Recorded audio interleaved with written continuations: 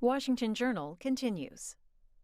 We continue on our look at aspects of the commitment to America and how it will impact policy, particularly when it comes to matters of inflation and the economy. Joining us for that discussion is Kent Lassman. He's the president and CEO of Competitive Enterprise Institute. Thanks for joining us. Thanks for having me today. A little bit about CEI. What is it and what positions do you take when it comes to matters of inflation and economic issues? Sure. Now, the Competitive Enterprise Institute's a think tank here in Washington. We're focused on a wide range of economic regulatory issues, and the focus is on reforming what has become an unaccountable regulatory state in order that people can get out from under some bureaucratic controls, live freer, safer, healthier lives. Can you change matters of inflation and the economy by regulatory efforts? Well, there's at least two levers there available. Obviously, the most important thing for inflation, it's a monetary phenomenon, and that's not something particularly focused on the regulatory state. But there are two areas that are very important. The first is tariffs. Tariffs operate as a tax on goods. And the way we understand inflation is we measure things like the consumer price index. So when the CPI has these upward pressures from tariffs, inflation stays up and goes up. Secondly, there's a wide array of agencies in this city that are out there trying to tell people how to live their lives, how to run their businesses. And when those agencies, like the SEC or the CFPB, they get outside of their lane and they start developing new work for themselves, that new work creates extra drag on the economy.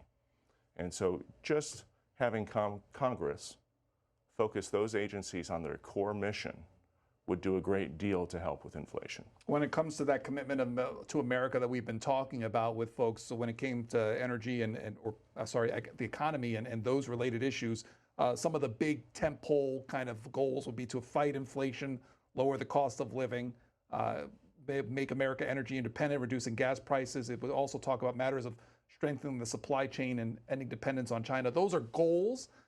You talked about levers. Do any of those intersect as far as the goals that the Commitment to America listed out and levers that can be pulled to achieve those?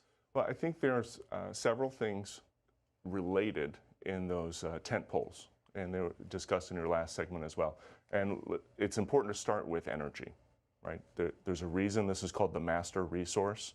We can't build things, we can't move things, we can't operate our lives without some form of energy. It's what we use to heat our homes, move ourselves around, run our businesses.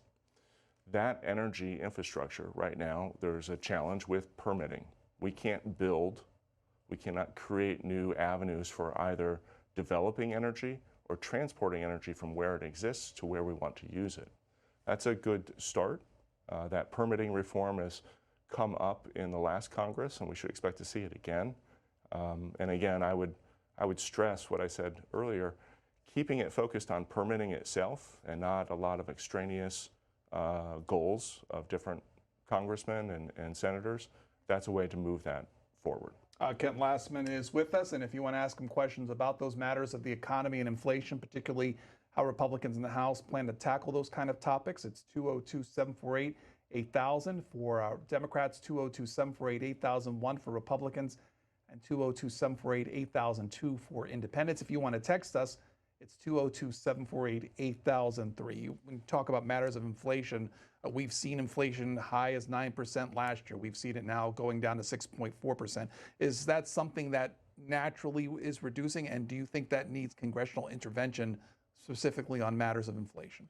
The most important, as I said, the most important lever for inflationary pressures is spending.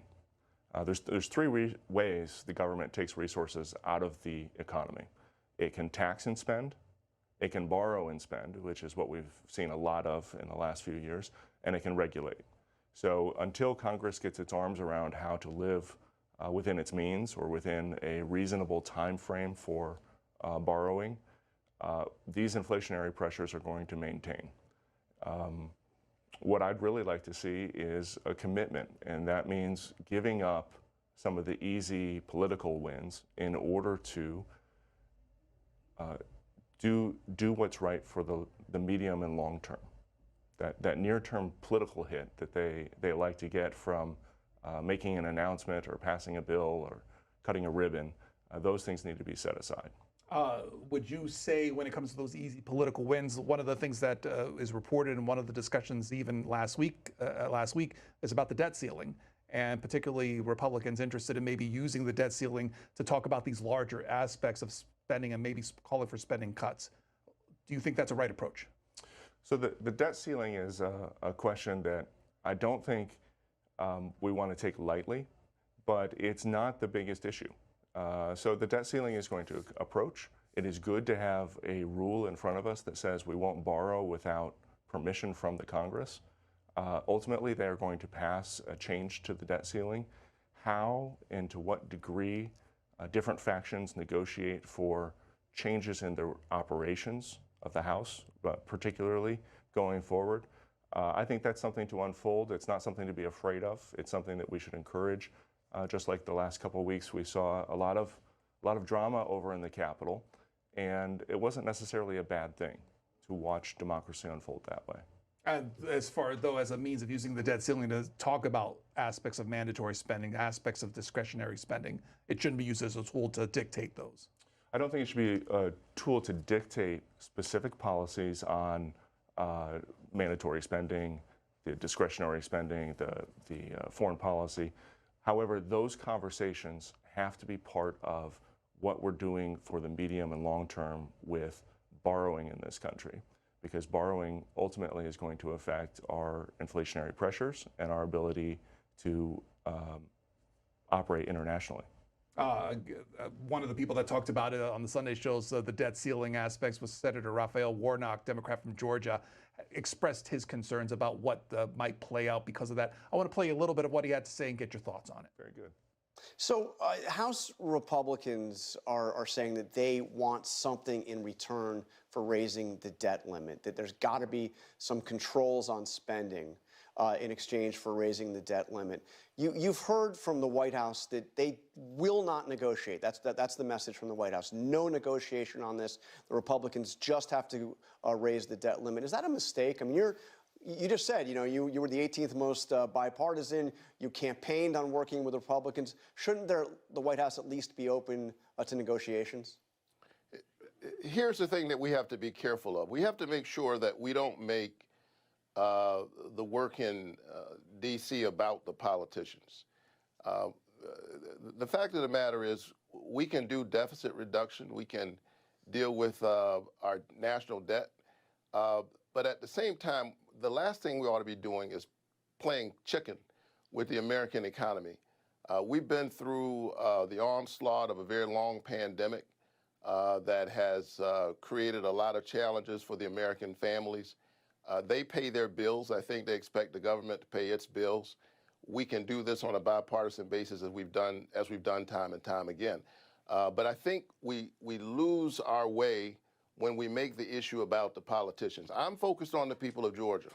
I'm focused on farmers who are trying their best to make it work, their businesses work in this tough economy. I'm thinking about ordinary workers who deserve a livable wage.